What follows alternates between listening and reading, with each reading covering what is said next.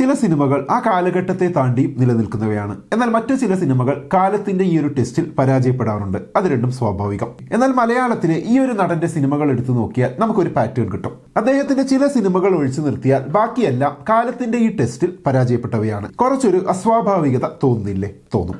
അതുകൊണ്ടാണ് ഇപ്പോൾ സോഷ്യൽ മീഡിയയിൽ ജയറാമിന്റെ സിനിമകളിലെ ടോക്സിസിറ്റി വലിയ ട്രോളുകൾക്ക് കാരണമാകുന്നത്. ഒരു റീല് കാണാം. എനിക്ക് വേണ്ടത് നേരം വച്ചുണ്ടാക്കിയും അലക്കിയും ഇസ്ത്രിയിട്ടും എനിക്ക് വഴങ്ങിയും കഴിയുന്ന ഒരു പെണ്ണിനെ തന്നെയാ. ഗോപുവിനെ ഇനി എംകോമിന് അയക്കാം. മിഷൻ കിട്ടും തോന്നുന്നില്ല. ക്ലാസ്സിനൊക്കെ ഇപ്പൊ ഒരു മുട്ടുസൂചിയുടെ വില പോലും. അപ്പൊ എന്താ രാമനാഥ ഒരു നെക്സ്റ്റ് ചോയ്സ്? ഇനി ഒരു കോഴ്സ് ഉണ്ട്. എന്താ? എത്രയും പെട്ടെന്ന് കല്യാണം കഴിപ്പിച്ച് അയക്കുക. വീട്ടിലെ സ്ഥാനം വേണമെങ്കിൽ ആദ്യം ഒരു നല്ല പെണ്ണാവണം, പിന്നെ നല്ല ഭാര്യയാവണം. ഒരുപാട് ഭാരം ചുമക്കേണ്ടവളാണ് ഭാര്യ. കല്യാണം ഉറപ്പിക്കുമ്പോ നിന്റെ അപ്പച്ചനോട് ഞാൻ ഡിമാൻഡ് ഒന്നും വെച്ചിട്ടില്ല. ഇങ്ങോട്ട് ഏറ്റതാണ് ആവശ്യത്തിലുള്ള സ്വർണവും 5 ലക്ഷം രൂപ ക്യാഷ് ആയിട്ടും തരാന്ന്. ഈ റീലിൽ കാണിച്ചിരിക്കുന്ന ചില സിനിമകളിലെങ്കിലും ജയറാം നെഗറ്റീവ് കഥാപാത്രങ്ങളെയാണ് ചെയ്തു വെച്ചിരിക്കുന്നത് എന്ന് കരുതാം. എന്നാൽ മൊത്തത്തിലെടുത്താൽ ജയറാം നല്ല പോസിറ്റീവ് കഥാപാത്രം ചെയ്ത സിനിമകളിലും വളരെ സോഫ്റ്റായ മനുഷ്യനായി വന്ന സിനിമകളിലും വരെ ഒരുപാട് ടോക്സിസിറ്റി കാണാൻ കഴിയും. ഇത് സത്യത്തിൽ ജയറാം എന്ന നടന്റെ കുഴപ്പമാണോ? തീർച്ചയായുമല്ല. പക്ഷെ കാലഘട്ടത്തിന്റേത് മാത്രമാണെന്ന് തീർത്ത് പറയാൻ കഴിയുമോ? നമുക്ക് നോക്കാം എന്തുകൊണ്ട് ജയറാം സിനിമകൾ ഡിന്റ് ഏജ് വെൽ എന്ന കാറ്റഗറി പെട്ടുപോയി എന്ന്. ജയറാം സിനിമകളുടെ പീക്ക് എന്ന് പറയുന്നത് 90s ആൻഡ് ഏർലി 2000 ഒക്കെയാണ്. അതായത് ഒരു 25-30-35 വർഷങ്ങൾക്ക് മുമ്പൊക്കെയുള്ള മലയാളികളുടെ ഇടയിലേക്കാണ് ആ സിനിമകൾ വന്നുകൊണ്ടിരുന്നത്. ജയറാമിന്റെ സ്ത്രീപക്ഷ സിനിമ എന്ന ലേബലിൽ വന്ന് വെറുതെ ഒരു ഭാര്യ ഇറങ്ങുന്നത് 2008 ഒരു 17 വർഷം മുമ്പ്. 17 വർഷം മുമ്പ് ഒരുപക്ഷെ കേരളത്തിലെ ഭൂരിപക്ഷ ഓഡിയൻസിന് അതൊരു സ്ത്രീപക്ഷ സിനിമയാണ്, പുരോഗമനപരമാണ് എന്ന് തോന്നിയേക്കാം. എന്നാൽ ഇന്ന് അത് കാണുമ്പോൾ ഒരുപാട് പ്രശ്നങ്ങൾ നമുക്കതിൽ കാണാൻ കഴിയും. അപ്പൊ പിന്നെ ഒരു 25-30 വർഷം മുമ്പ് ഇറങ്ങിയ സാധാരണ ജനപ്രിയ സിനിമകളുടെ അവസ്ഥ എന്തായിരിക്കും? ഒരു ഉദാഹരണം പറയാം. സുകുമാരൻ, ജയഭാരതി എന്നിവർ അഭിനയിച്ച ഒരു സിനിമ ഞാൻ ഈ അടുത്ത് കണ്ടിരുന്നു. അതിൽ നായകന്റെ അവിഹിതം നായിക കണ്ടുപിടിക്കുമ്പോൾ നായിക പെട്ടെന്നുണ്ടായ ക്ഷോഭത്തിൽ ഡിവോഴ്സ് ചോദിക്കുന്നു. എന്നാൽ ആ ഡിവോഴ്സ് ചോദിക്കൽ വലിയൊരു അബദ്ധമാണ് എന്നും നായകന്റെ കാൽച്ചുവട്ടിൽ ഒരു വേലക്കാരിയായി കഴിയാൻ പോലും തയ്യാറാണ് താനെന്നും തൊട്ടടുത്ത നിമിഷം നായിക ചിന്തിക്കുകയും പറയുകയും ചെയ്യുന്നുണ്ട്. എന്നാൽ തിരിച്ച് എന്നോട് ഡിവോഴ്സ് ചോദിക്കാൻ മാത്രമായല്ലോ നീ എന്നാണ് നായകൻ ചോദിക്കുന്നത്. അതായത് ന്യായമായ ഒരു കാര്യത്തിനായാൽ പോലും നല്ലവരായ സ്ത്രീകൾ അങ്ങനെ ചാടിക്കയറി ഡിവോഴ്സ് എന്ന വാക്കൊന്നും പറയാൻ പാടില്ല എന്നതാണ് ആ കാലഘട്ടത്തിലെ ഒരു ചിന്ത.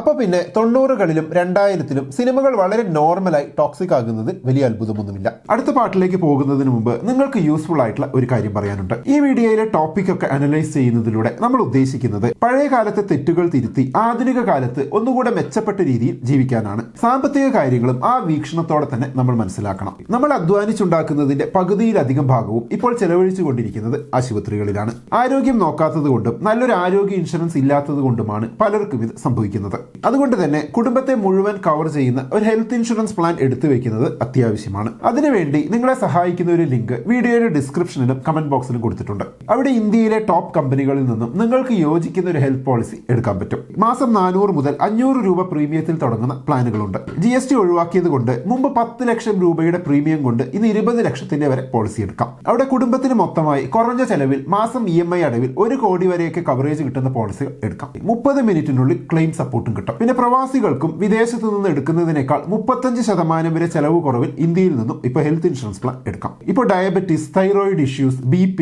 ആസ്മ പോലുള്ള അസുഖങ്ങൾക്ക് 1ാമത്തെ ദിവസം മുതൽ കവറേജ് കിട്ടുന്ന പ്ലാനുകളും അവൈലബിൾ ആണ്.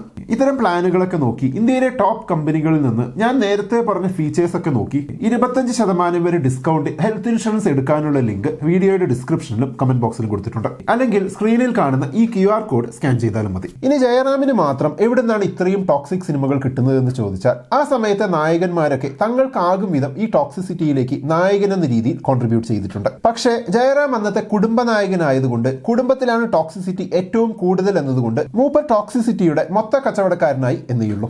വളരെ സോഫ്റ്റായ ഒരു മനുഷ്യൻ എന്നതാണ് ജയറാമിന്റെ ഒരു ഓറ.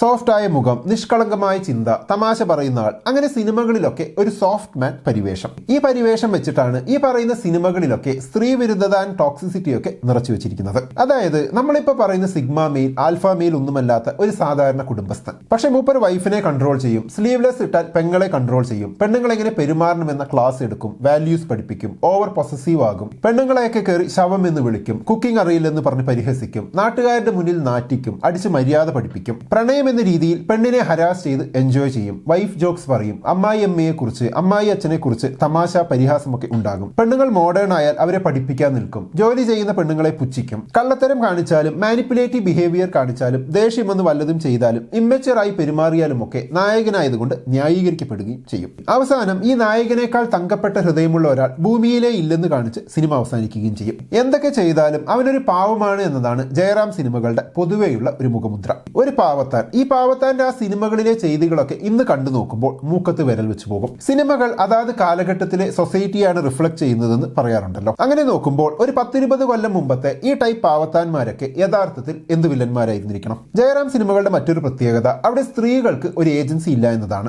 അതായത് സ്ത്രീകളുടെ ജോലി, തീരുമാനമെടുക്കാനുള്ള കഴിവ്, ഒരു ലക്ഷ്യബോധം ഉണ്ടാകുന്നത്, സ്വന്തമായ ഒരു ഐഡന്റിറ്റി ഉണ്ടാകുന്നത്, ഇതൊക്കെ മോശമാണ് എന്നൊരു വേൾഡിൽ നിന്നാണ് ജയറാം സിനിമകൾ പലപ്പോഴും സംസാരിക്കുന്നത്. ചുരുക്കി പറഞ്ഞാൽ ജയറാം സിനിമകളിലെ ടോക്സിസിറ്റി അക്കാലഘട്ടത്തിലെ മലയാളികളുടെ ഉള്ളിൽ ഉണ്ടായിരുന്ന നോർമൽ എന്ന് കരുതപ്പെട്ടിരുന്ന പൊതുബോധം തന്നെയാണ്. അന്നത്തെ ഒരു സോഫ്റ്റ് കുടുംബസ്ഥൻ ഇങ്ങനെ ചെയ്യുന്നതാണ് ജനങ്ങൾ ഇഷ്ടപ്പെട്ടിരുന്നത്. ജനങ്ങൾ ഇഷ്ടപ്പെട്ടിരുന്നതാണ് സിനിമകൾ ഉണ്ടാക്കിയവർ കൊടുത്തിരുന്നത്. ഈ പറയുന്ന സിനിമകൾക്കിടയിലും ഇത്തരം ടോക്സിസിറ്റി ഒന്നുമില്ലാത്ത ഗംഭീര സിനിമകളും ജയറാം ചെയ്തിട്ടുണ്ട്. എന്നാൽ ഈ ടൈപ്പ് സിനിമകളുടെ പ്രളയം കാരണം ഇന്ന് ഈ കാലഘട്ടത്തിലെ മനുഷ്യർ ചർച്ച ചെയ്യുന്നത് ഈ ടോക്സിസിറ്റിയെ കുറിച്ചാണ് എന്ന് മാത്രം. ചുരുക്കി പറഞ്ഞാൽ കാലം തീരുമാനിക്കും നമ്മൾ ചെയ്യുന്നത് ഏത് രീതിയിൽ ഓർമ്മിക്കപ്പെടണമെന്നത്. ഒരു പക്ഷേ ആ കാലത്തിന്റെ പ്രത്യേകത കൊണ്ട് ഒരു തെറ്റായ സംഭവം ആഘോഷിക്കപ്പെട്ടാലും മറ്റൊരു കാലത്തിൽ അത് തിരുത്തപ്പെടും. ജയറാമിന്റെ ഒറ്റ നോട്ടത്തിൽ തന്നെ ടോക്സിക് എന്ന് തോന്നുന്ന കഥാപാത്രങ്ങളെ കുറിച്ചാണ് നമ്മൾ ഇതുവരെ സംസാരിച്ചത്. ഇനി വേറെ കുറച്ച് സിനിമകളുണ്ട്. സംഭവം ജയറാമിന്റെ കഥാപാത്രത്തിന് തെറ്റുകൾ പറ്റിയിട്ടുണ്ട്, എന്നാലും ടൈപ്പ് കഥാപാത്രങ്ങൾ. അതായത് സിനിമാ കഥാപാത്രത്തിനെ അങ്ങനെ ന്യായീകരിക്കുന്നില്ലല്ലോ എന്നൊക്കെ നമ്മളെ കൊണ്ട് തോന്നിപ്പിക്കുകയും എന്നാൽ അതേസമയം വലിയ തെറ്റുകൾ ചെയ്ത നായകനെ ചെറുതായി ഒന്ന് ഗുണദോഷിച്ച് ഇലയ്ക്കും ഉള്ളിനും കേടില്ല എന്ന രീതിയിൽ ഹാപ്പി എൻഡിങ് കൊടുത്ത് അവസാനിക്കുകയും ചെയ്യുന്ന സിനിമകൾ.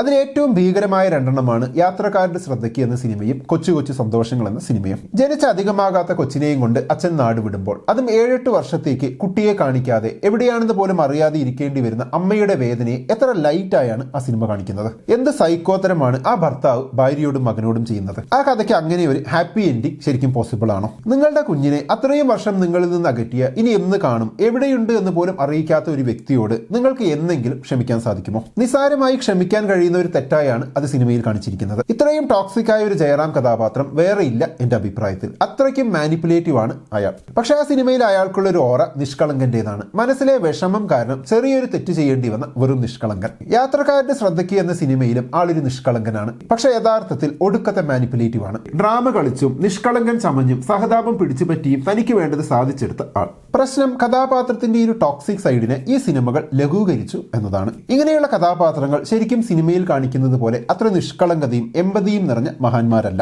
പക്ഷെ അന്ന് അതൊക്കെയും നായകന്റെ ചില കുസൃതികളായും മനസ്സിന്റെ നന്മയായും നിഷ്കളങ്കതയായും കാണാനാണ് സിനിമകൾ നമ്മളോട് പറഞ്ഞത്. അത് ജയറാം എന്ന നടന്റെ കുഴപ്പമല്ല. ഒരുപാട് ജനപ്രിയ സിനിമകൾ ഇപ്പോൾ കണ്ടാലും മനസ്സറിഞ്ഞ് ചിരിക്കാനും സന്തോഷിക്കാനും കരയാനും വേദനിക്കാനും തോന്നുന്ന സിനിമകൾ ജയറാമിന് സ്വന്തമായുണ്ട്. എന്നാൽ അന്നത്തെ ജനപ്രിയ എഴുത്തുകാരുടെയും സിനിമാക്കാരുടെയും ടോക്സിക് ചിന്താഗതിക്ക് ഒരു മനുഷ്യരൂപം നൽകാൻ ജയറാമിനെ അവർ തിരഞ്ഞെടുത്തു. അതുകൊണ്ട് ഇപ്പോൾ ഇതെല്ലാം നായകൻ എന്ന നിലയിൽ ജയറാമിന്റെ തലയിലായി എന്ന് മാത്രം. പക്ഷെ ഒരു കാര്യമുണ്ട്, ചില ആളുകൾ കാലം മാറുമ്പോൾ ഇതൊക്കെ ക്രിഞ്ചാണ്, തെറ്റാണ് എന്ന് തോന്നുമ്പോൾ മാറ്റിപ്പിടിക്കാറുണ്ട്. എന്നാൽ ജയറാമിന് ഇപ്പോഴും അതിന് കഴിയുന്നില്ല എന്നതിന്റെ ഉദാഹരണമാണ് പട്ടാഭിരാമനിലെ ചില രംഗങ്ങൾ. ലിപ്സ്റ്റിക് ഇട്ടതിന് നായികയെ പഠിപ്പിക്കുന്ന അതിലെ നായകൻ കഥാപാത്രമൊക്കെ ഇപ്പോഴും മാറിയിട്ടില്ല എന്നല്ലേ കാണിക്കുന്നത്. അപ്പൊ എന്താണ് ഇത്തരത്തിലുള്ള ജയറാം സിനിമകളെ കുറിച്ചുള്ള നിങ്ങളുടെ അഭിപ്രായം? കമന്റ് ബോക്സിൽ എഴുതുമല്ലോ. പിന്നെ ഞാൻ വീഡിയോയുടെ തുടക്കത്തിൽ പറഞ്ഞ ഹെൽത്ത് ഇൻഷുറൻസിനെ പറ്റി ഒന്നുകൂടെ ഓർമ്മിപ്പിക്കുന്നു. ഓരോ വർഷവും നമ്മുടെ ചികിത്സാ ചെലവുകൾ 14% വർദ്ധിക്കുന്നുണ്ട്. ഇന്ന് നമുക്ക് അസുഖങ്ങളൊന്നും ഇല്ലെങ്കിലും ഭാവിയെക്കുറിച്ച് നമുക്ക് ആർക്കും പറയാൻ സാധിക്കില്ല. അതുകൊണ്ട് നേരത്തെ ഹെൽത്ത് ഇൻഷുറൻസ് എടുത്തു വെക്കുന്നതാണ് നല്ലത്. ഇനി പെട്ടെന്ന് ഗുരുതര അസുഖങ്ങളൊക്കെ വന്നാൽ ഹെൽത്ത് ഇൻഷുറൻസ് എടുക്കാൻ തന്നെ സാധിക്കണമെന്നില്ല. അതുകൊണ്ട് വീഡിയോയുടെ ഡിസ്ക്രിപ്ഷനിലും കമന്റിലും കൊടുത്തിട്ടുള്ള ലിങ്കിൽ പോയി ഹെൽത്ത് ഇൻഷുറൻസ് എടുത്തു വെച്ചാൽ നിങ്ങളുടെ സമ്പാദ്യവും കുടുംബവും സുരക്ഷിതമായിരിക്കും. ഇപ്പോൾ 25% വരെ ഡിസ്കൗണ്ടും ഉണ്ട്. അല്ലെങ്കിൽ സ്ക്രീനിൽ കാണുന്ന ഈ QR കോഡ് സ്കാൻ ചെയ്താലും മതി. എന്നാൽ നമുക്കിനി അടുത്ത വീഡിയോയിൽ വീണ്ടും കാണാം. ബൈ.